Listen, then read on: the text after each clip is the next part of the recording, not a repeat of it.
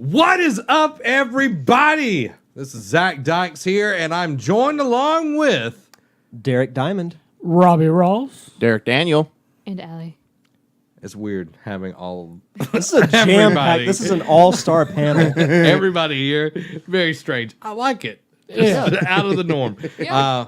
Because as soon as you said it, I was like, "Don't say your name, Robbie. Don't say your name. Wait wait for I remember back in the day, like we had to whoever introed, it was like a series of if Derek intros, it's me, and then you. If you intro, it's Derek, then me. If you intro, it's me, and then Derek. It was like this whole thing. We had it planned out pretty good. We had it down to a science. We did. So, everybody, this is episode 238 of the Nerd Cave podcast. We've been sitting at this table for quite some time. Not just today. Not just this table. Multiple tables. Multiple tables. Yeah. There's been the white table, the round table, your round table. Yep. No table. Back in the church. Back in the Stone Age of the Nerd Cave podcast. We've even had my little where there was no air conditioner center either. coffee table thing Yeah. in my Yeah. room. Yeah. It's been all over the place. But We get around. we do get around. This is the best of 2017 show. We had an awesome day of playing video games with each other and the community. I had a ton of fun playing, Jackbox with everybody and That was a playing lot of fun, PUBG. It's been a great day, and I appreciate all of y'all coming over and sitting down and having some fun with us. Yeah, absolutely. No, I mean, and even playing, like Mario Kart, our intense Nidhogg battle, which that happens every single time we play it. Every time. It's been a good day to just kind of sit and play video games with people. It's been chill. It's been much more chill than any other live stream that I think we've ever had. I would agree with that. Yes, So, thank you all absolutely. for doing all of I just this. realized I stream. I've been sharing the stream that's not up anymore. Nice. Are you on the? And I've shared that to like 18 different places. Yeah, that's okay, man. That's all works out. Yeah. Best of 2017. We got a long list. Got a long row to hoe, as some people would say. Row, not road. We're not like that. Yeah. So let's kick it off. Let's do best stories first, and then we'll get into what we think is the best of, and we'll talk about the community's best of and all of that good stuff. Okay. Okay, so Derek, kick it off. What do you think is the top story of 2017? This is the story I was hoping I would get to say is the biggest news story of 2017, and that is Nintendo's return to relevancy. Now, they've still got a ways to go to catch up with Sony and Microsoft, but with the Switch coming out, I initially came out with some mixed reviews, but as it's become more available and more people have been playing it, been hearing a lot of good things about it. I've been loving it. Both Breath of the Wild and Mario Odyssey are fantastic games, both Game of the Year nominations all in themselves. I actually did a little bit of research. Nintendo, to this date, has sold 10 million Switches in its first 9 months. The interesting thing is that the PS4, in just under 9 months, by one day, sold 10 million consoles. Huh. And it was voted, or it was selected as Time Magazine's best new gadget of 2017. So I was initially very worried about the Switch, just because the Wii U was such a failure.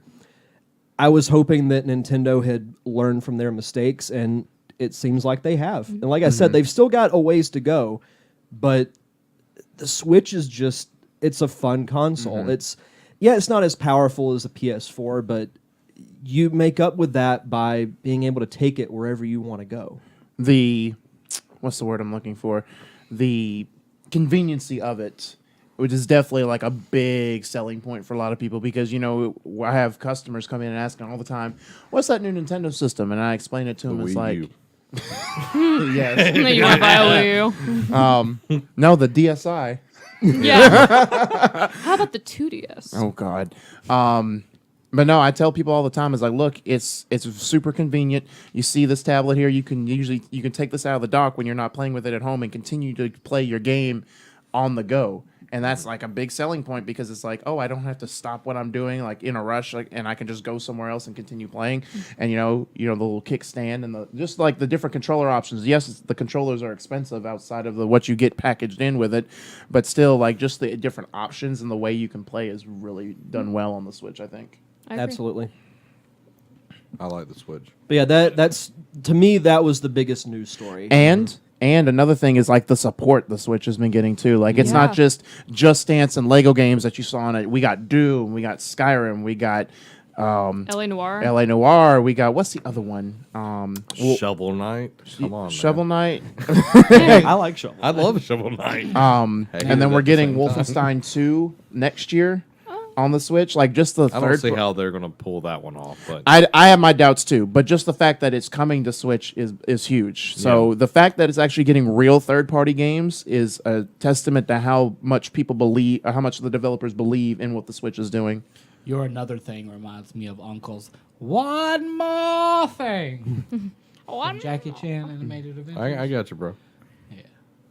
All right, Robbie, what is your top story of the year? Mine's going to be something that's relatively recent and probably very could be foreboding, but Disney taking over Fox. Oh, yeah. That's a good one. I mean, it's crazy. I wonder what's going to happen to Fox Sports. What's going to happen? I mean, because now they own a portion of Hulu. They own. So, I mean, will they go to take all their stuff off of Netflix and put it on Hulu and make that like Disney's premier streaming service? I mean, Fox Sports could be affected because ESPN and Fox Sports, like I've said on the podcast last week, are, rivals in sports broadcasting, right up there with CBS. So, And now they're under the same umbrella. Yeah. So, I mean, there's a lot of crazy things that could come from this, a lot of good things and some potential not so good things. We just have to kind of wait till 2019 to really get any definitive answers as to what's going to happen with this merger. Well- But it does breathe life into some stuff that could be revamped. Aragon, Percy Jackson. So Well, a lot of that actually goes into will it actually go through? Will the I can't remember, one of the law side of things has to approve it because it could become a monopoly. Yeah. So they have to like approve that merger and everything. But it is a huge story. Yeah. That now they own one of their major competitors. Yeah. and somebody who's been around since the beginning of Hollywood. Yeah, absolutely. Well, and the big part of it, at least that we think of, is including now X-Men, Fantastic Four in the Marvel Cinematic Universe. And Deadpool. And the Simpsons. Yeah, I personally think that was their goal. They were originally just going to go after the Marvel titles, but then they saw an opportunity if they just bought them out entirely. Not 100% entirely, because there's still some Fox properties they didn't get, but That's like the rich man with way too money that wants to go to like a bowling alley but doesn't want to have to deal with the poor townsfolk. And he's like, I just want to rent out the entire place for myself. yeah. Mr. Moneybags. I only need one lane, though, thank you. Or That like, reminds me of an episode of Sherlock. What remember episode that. is that? It rings a bell a little bit. Yeah, it's like this guy like rented out the whole place, and then a guy came in and like shot him, I was going to go to. or like Oh. put his head in. Yeah, he Yeah, shot him. I remember what you're talking I was about. thinking of the Fairly Odd Parents when like the rich kid strolls into town and everybody's waiting to go see a movie in theaters. He's like, I want to buy all the movie tickets, and all the kids are like, yay! And he's like, for my enormous bags of money, and like you see a bunch of butlers wheeling in bags of money. Amazing. Here's a question I'd like to ask everybody. No, Oh. did I answer it? Well, it could be an answer. With this purchase of Fox, will Hugh Jackman come back for one last appearance as Wolverine? I've been reading stuff where Hugh Jackman has said from on occasion that he's like, I would come back to play Wolverine one more time just to be in an Avengers movie. So would it have to be, I don't know if it's necessarily the essence of needing the right amount of money, but would it be the right situation, and would it the timeline match up with what his other projects that he's doing? I think he would do it though. I think he could possibly come into the second one. I think it's going to be a lot to kind of fit everybody into a reshoot for just a couple of months till the first Infinity Wars comes out. So, I mean, it's definitely possible. Do you know how much the budget, or do you know how much the revenue stream would spike up the moment Hugh Jackman was announced to be in it? Oh, yeah. Yeah. I'm going to say that it's possible, but I think it would just be a very short cameo.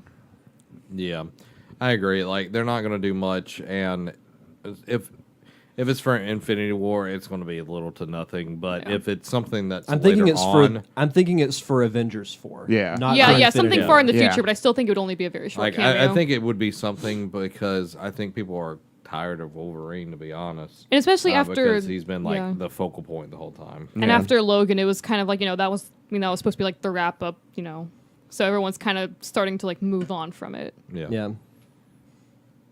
Good. Very John good. Lovitz Very good choice. for Wolverine. Thank you. Thank you. Derek Daniel, Yes.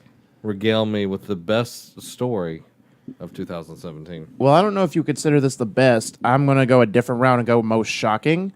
Was when we got the announcement, because I sent it to you immediately after I saw it, Zach, and you were just as shocked as I was when EA announced Visceral Studios was closing, and the fact that Star Wars franchise, that Amy Hennig, that we were all excited about, because regardless of how her relationship ended with Naughty Dog, she went to Still respected. Yeah, exactly. I mean, Everybody 'cause still respects at her. the 10-year anniversary, they brought her up in reverence. So I mean, they still have respect for her, and because they acknowledge what she's done for the franchise. But when it was said that years ago that she was coming to EA, working with Visceral and working on a major like story-driven Star Wars game, everyone was excited because they know what she's done for Uncharted. They know what she can do for story chops.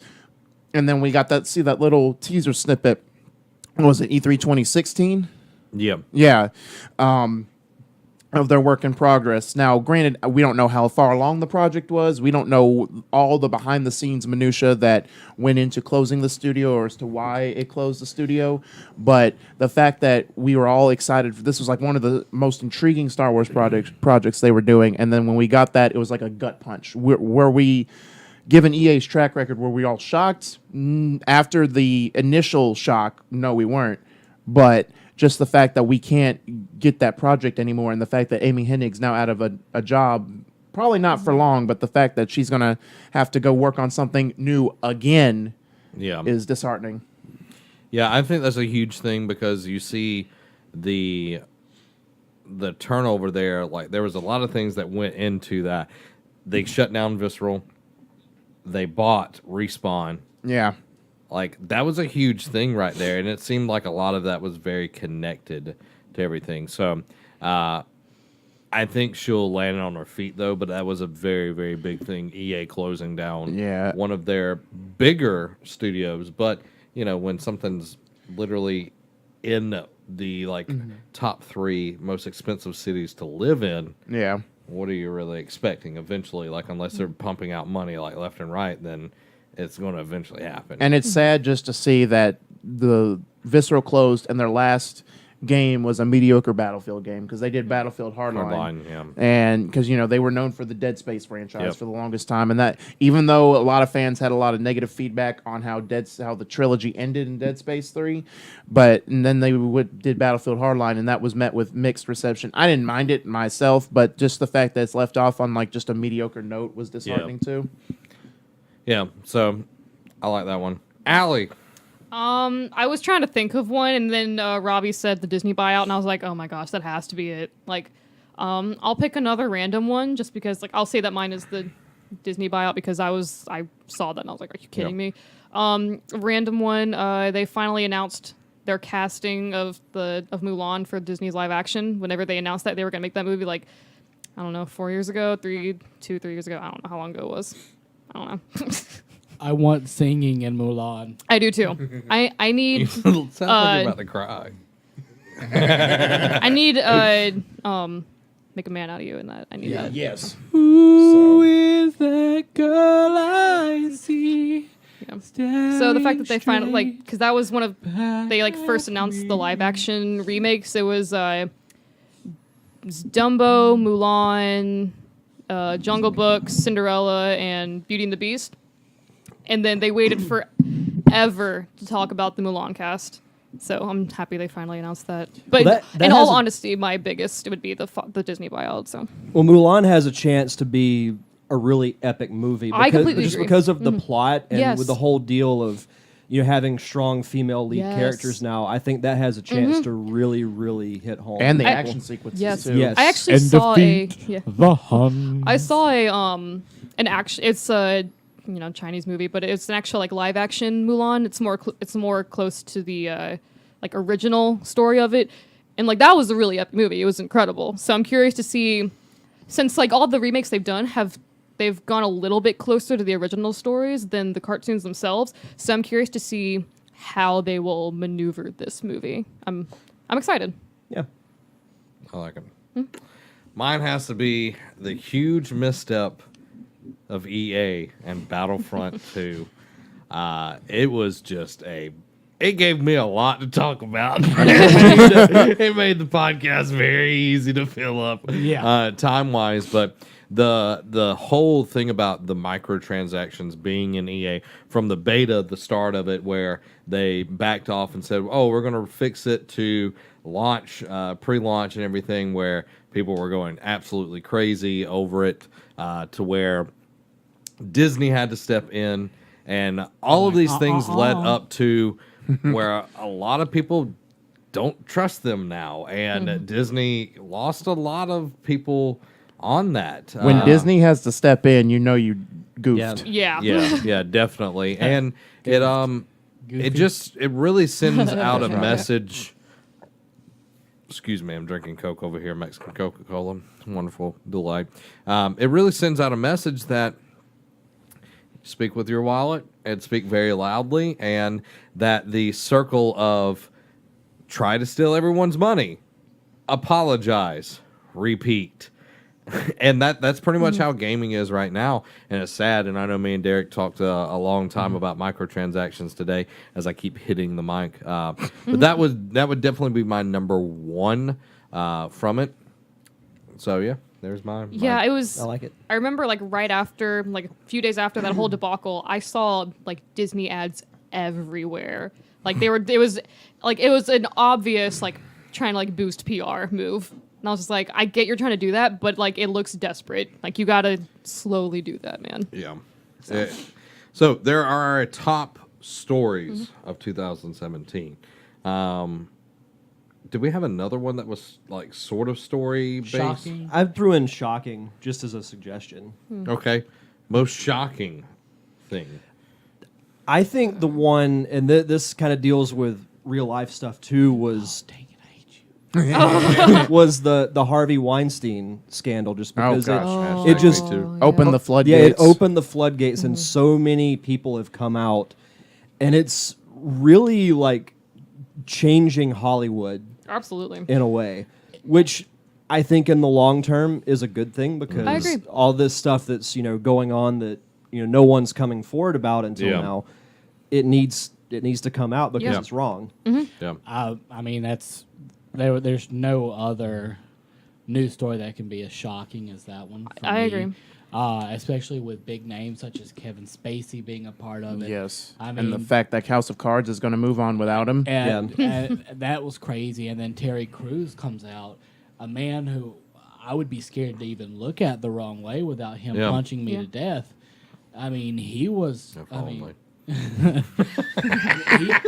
he had it happen to him, and I mean, Yeah. it just kind of shows that in this whole ordeal, it's not just women that are it's being men too. affected about it. Yeah, and it can be and anybody. You have King of the Axe not the Axe, but the Old Spice. Old Spice, yeah. commercials. Yeah. I mean, muscle on muscle, man. Yeah.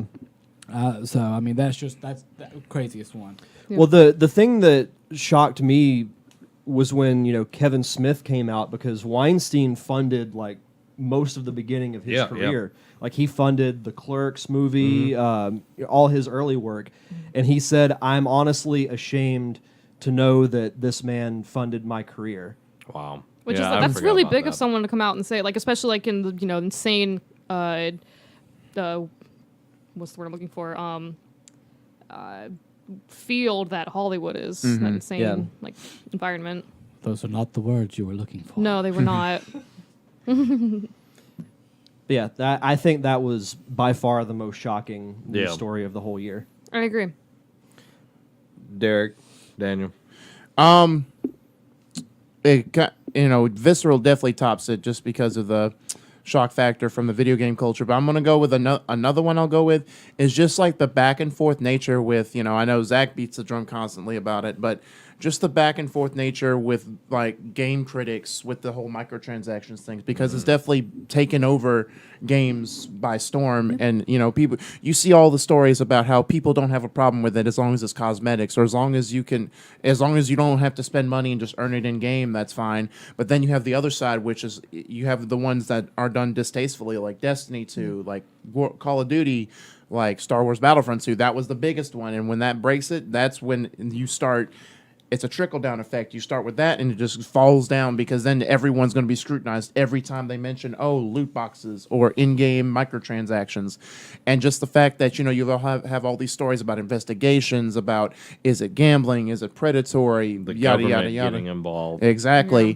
And then you have the other news stories where people who don't have a problem with it, whereas like one guy on, I think it's like FIFA, has spent $10,000 on microtransactions. And you just see that, and then 2K Games coming out with their analysis of microtransactions have made more than game sales this year. Mm-hmm. Yeah. Yep. Because I'm in a lot of like Madden groups looking for people to join connected franchises, and there's all the time people in there saying, hey, I'm selling this because they've gotten so many coins and stuff from buying microtransactions that they're going in groups and selling the micro. So it's like a microtransaction within a microtransaction because people are selling what they've just bought. Allie, what about you? Most shocking. I'm gonna go with the scandal. It was It's a insane. great show. Yeah. Never saw it. Neither have I I. know. That Star Wars The Last Jedi wasn't that good. I'm not gonna say shocking on that one. Really? Unfortunately. There's good parts. Well, We'll I'll save that for. Yeah, we can talk about that The later. whole We'll have a whole Lord discussion God. on that. Oh, me and him talked 40 minutes last night on it. yeah. I saw you guys put that clip up. I haven't watched it yet. Yeah. We did like 40 minutes just on Star Wars The Last Wow. Jedi. So